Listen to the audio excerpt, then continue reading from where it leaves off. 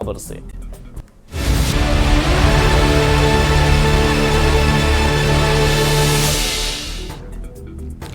तो पीएम मोदी ने आज गुजरात के आणंद में चुनावी सभा को संबोधित करते हुए कांग्रेस को 3 चुनौती दी है।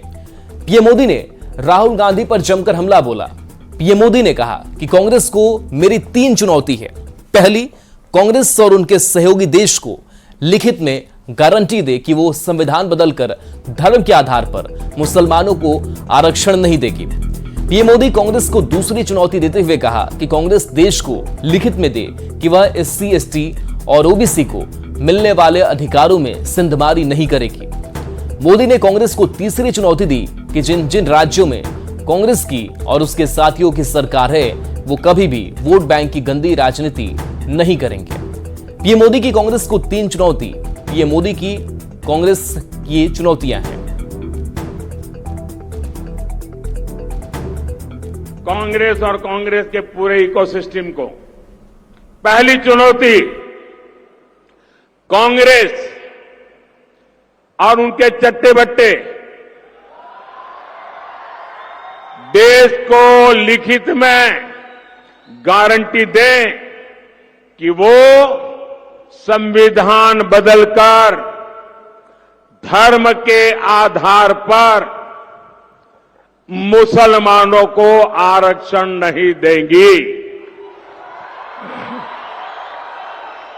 देश को बांटने का काम नहीं करेगी। मेरी दूसरी चुनौती है, कांग्रेस देश को लिखित में दे कि वो एसटी, एससी, ओबीसी को मिलने वाले आरक्षण में सेंधमारी नहीं करेगी, उनका अधिकार नहीं छीनेगी, डाका नहीं डालेगी।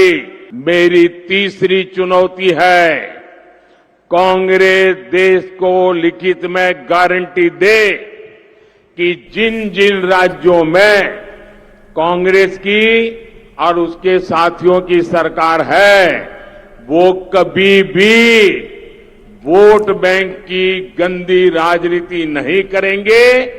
वो बैकडोर से ओबीसी का कोटा काटकर मुसलमानों को आरक्षण नहीं देंगी। ये मेरी 3 चुनौतियां हैं।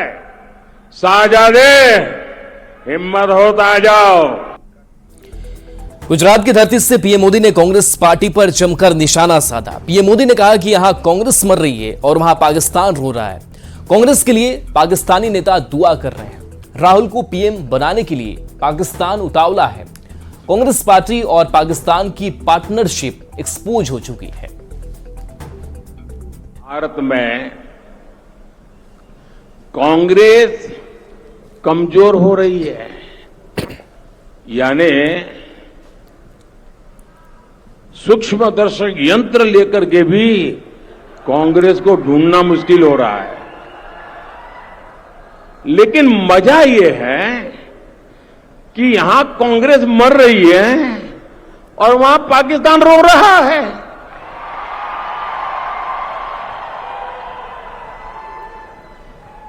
आपको पता चला होगा, कांग्रेस के लिए अब पाकिस्तानी नेता दुआ कर रहे हैं। शहजादे को प्रधानमंत्री बनाने के लिए पाकिस्तान उतावला है। आपने कल देखा होगा। और हम तो जानते ही है, कांग्रेस तो पाकिस्तान की मुरीदी है। पाकिस्तान और कांग्रेस की ये पार्टनरशिप अब पूरी तरह एक्सपोज हो गई है। गुजरात के सुरेंद्रनगर में पीएम मोदी ने वोट जिहाद को लेकर इंडिया अलायंस पर निशाना साधा है। पीएम मोदी ने एक रैली के दौरान कहा कि हमने लव जिहाद और लैंड जिहाद के बारे में सुना था, लेकिन इंडिया गठबंधन के एक नेता ने अब वोट जिहाद का आह्वान किया है। इससे इंडिया गठबंधन की रणनीति और सोच का पता चलता है। मुसलमान परिवार ने कहा है, नारा दिया है वोट जिहाद करो। आप जानते हैं ना जिहाद का मतलब क्या होता है? जिहाद किसके खिलाफ किया जाता है? इंडी गठबंधन का साफ कहना है कि सारे मुसलमानों को एकजुट होकर वोट देना चाहिए। गुजरात के जूनागढ़ में पीएम मोदी ने जनसभा को संबोधित करते हुए कांग्रेस को फिर से 370 लाने और सीए को हटाने की चुनौती दी है। मोदी ने कहा कि कांग्रेस का दूसरा एजेंडा है सीए खत्म करना। मोदी ने कहा कि वो कांग्रेस को चुनौती देते हैं, कांग्रेस देश में न फिर 370 ला पाएगी ना सीए हटा पाएगी। कांग्रेस का दूसरा एजेंडा सीए। जो लोग हमारे पड़ोस के देशों में जो हिंदू हैं, जो भारत मां के संतान रहे थे, उनका एक ही गुनाह है कि वह हिंदू धर्म का पालन करते हैं, वो जैन धर्म का पालन करते हैं, बौद्ध धर्म का पालन करते हैं, ईसाई धर्म का पालन करते हैं, पारसी धर्म का पालन करते हैं। इसलिए वहां पर उन पर जुल्म होता है, वहां से उनको भगा दिया जाता है। उनके लिए तो एक ही सहारा है, ये मां भारती की गोद। कहां जाएंगे? उनको मताधिकार देने का मैंने नागरिक का कानून बनाया, वो कहते हैं उसको भी खत्म करेंगे, दोबारा हम पूरी तरह से लाएंगे। मैं वो भी कांग्रेस को चुनौती देता हूं, उनके सारे चट्टे पट्टे को चुनौती देता हूं। अब देश में से न फिर से 370 ला पाओगे, न सीए हटा पाओगे। न्यूज 18 के एक्सक्लूसिव इंटरव्यू में गृह मंत्री अमित शाह ने पीएम मोदी का देश का सबसे सफल प्रधानमंत्री बताया है। जितनी आबादी उतना हक के सवाल पर गृह मंत्री अमित शाह ने कांग्रेस को पिछड़ा विरोधी पार्टी बताते हुए पूछा कि कांग्रेस ने देश में 55 साल तक राज किया, तब क्यों कांग्रेस ने ऐसा नहीं किया। बात जो है कास्ट सेंसस की है, इसी से जुड़ा हुआ सवाल है। कास्ट सेंसस की है, उसके बारे में वो बात करते रहते हैं, कहते हैं जितनी आबादी उतना हक। इसको आप कैसे देखते हैं? कितने साल तक इस देश में कांग्रेस का शासन रहा? 55 साल तक रहा, कभी नहीं कराया। अब जब लगातार हार रहे हैं तब ये सारे चीजों को वो बोल रहे हैं, इनकी मंशा नहीं है। इस देश में पिछड़ा वर्ग विरोधी कोई पार्टी है तो एकमात्र पार्टी है कांग्रेस पार्टी। काका साहेब कालेलकर कमीशन को इन्होंने सालों तक ओपन ही नहीं किया जी। मंडल कमीशन को दबा कर रखा जी। सेंट्रल के इंस्टीट्यूशन में ओबीसी को, पिछड़ा वर्ग के लोगों को रिजर्वेशन नहीं दिया। जब मंडल कमीशन लागू हो रहा था, विपक्ष के नेता के रूप में राजीव गांधी ने 2 घंटे का विरोध का भाषण करा है। राहुल गांधी ने जरा वो भाषण पढ़ लेना चाहिए। और हमने तो देश को सबसे सफल प्रधानमंत्री, पिछड़ा वर्ग से और गरीब के घर से पैदा हुआ नेचुरल लीडर नरेंद्र मोदी हमने देने का काम किया। प्रधानमंत्री के इस सेगमेंट में देखते हैं ऐसी तस्वीरें जो सियासत के लिहाज से सोशल मीडिया पर वायरल हो रही है।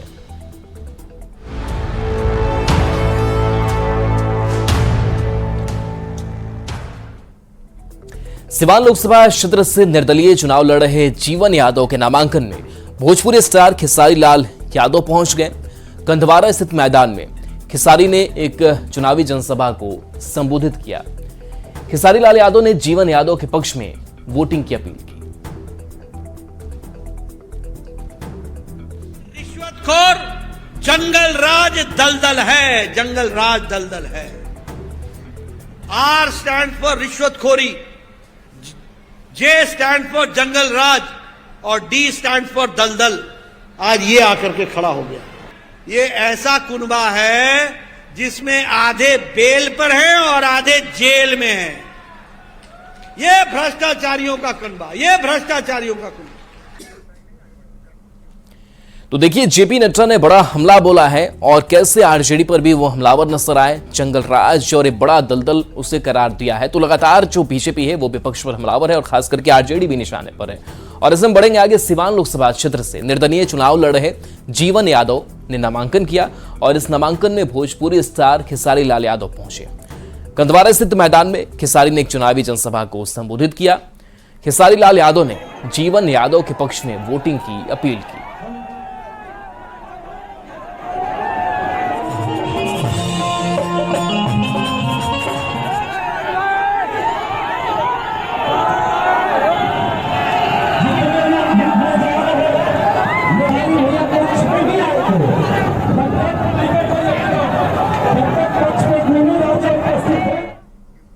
और प्रधानमंत्री के इस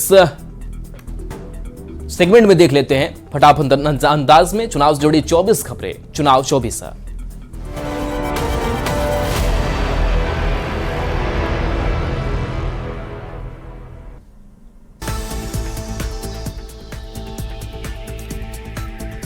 अररिया में बीजेपी के राष्ट्रीय अध्यक्ष जेपी नड्डा का इंडिया अलायंस पर जोरदार हमला। कहा, घमंडिया भ्रष्टाचारियों का कुनबा, इनमें आधे बेल और आधे जेल में।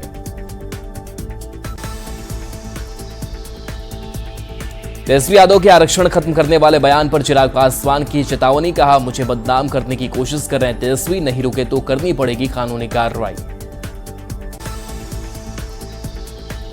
हाजीपुर में भव्य रोड शो के बाद चिराग पासवान ने किया नामांकन। पिता स्वर्गीय रामविलास पासवान को याद करते हुए भावुक।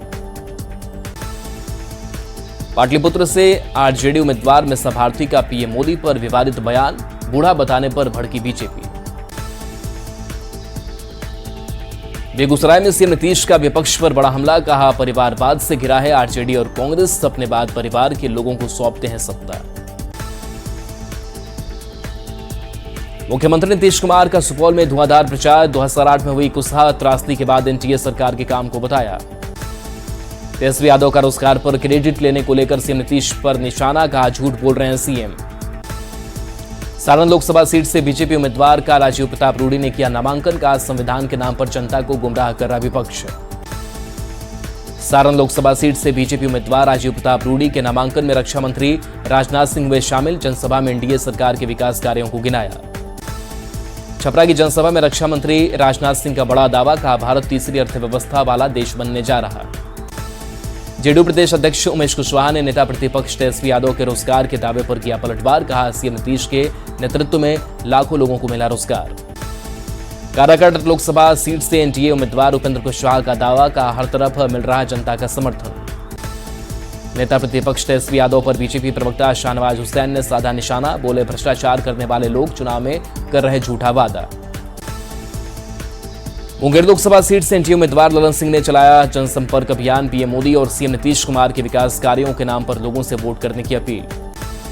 जहानाबाद लोकसभा सीट से पूर्व सांसद अरुण कुमार ने बसपा के टिकट से चुनाव लड़ने का किया ऐलान। कार्यकर्ताओं के साथ बैठक कर प्रचार में जुटने का संकल्प। गोपालगंज लोकसभा सीट पर वोटिंग से पहले एनडीए नेताओं ने हथुआ में की बैठक। जेडीयू उम्मीदवार डॉक्टर आलोक कुमार सुमन के पक्ष में प्रचार प्रसार का लिया संकल्प। अमेठी से चुनाव लड़ सकते हैं राहुल गांधी, सूत्रों के हवाले से खबर। बीएसपी ने जारी की 6 लोकसभा प्रत्याशियों की लिस्ट। गोंडा से सौरभ मिश्रा को टिकट। बरेली में गृह मंत्री शाह का विपक्ष पर करारा हमला। कहा, अपने परिवार का भला करने में जुटे अखिलेश यादव। मैनपुरी में सीएम योगी के रोड शो में उमड़ा जनसैलाब। सीएम के रोड शो पर लोगों ने घरों से की पुष्प वर्षा। लोकसभा चुनाव में राम और शिव पर कांग्रेस अध्यक्ष खड़गे के बयान पर बढ़ा घमासान। योगी आदित्यनाथ ने पलटवार करते हुए कांग्रेस पर सनातन के अपमान का लगाया आरोप। मुंगेर लोकसभा सीट से एनडीए उम्मीदवार ललन सिंह के समर्थन में विधायक शालिनी मिश्रा और पूर्व सांसद बुलो मंडल ने किया प्रचार। जेडीयू उम्मीदवार की जीत का किया दावा।